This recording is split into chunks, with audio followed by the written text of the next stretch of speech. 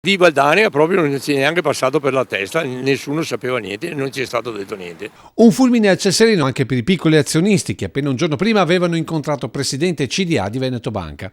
Le dimissioni di Alessandro Vardanega alimentano i dubbi sulla situazione reale della Banca di Montebelluna in un momento tra i più difficili della sua storia. Per molti è il segnale di una profonda spaccatura tra chi avrebbe voluto mettere a bilancio già nell'assemblea del 18 aprile il passivo con l'inevitabile crollo delle azioni al 20 euro e non farlo ora con quei 770 milioni di euro di rosso che fanno percepire il valore delle azioni sotto i 10 euro.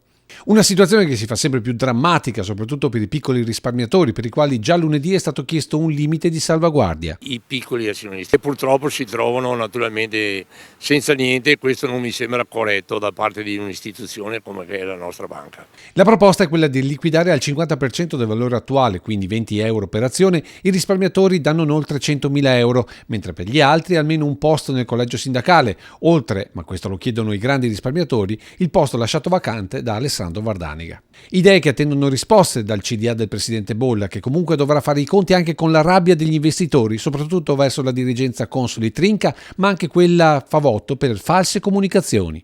Al suo tempo ci avevano detto che la banca poteva anche avere del reddito e sta di fatto che invece non è questo quello che sta succedendo e potrebbe anche succedere anche di fare una valsa su questo problema.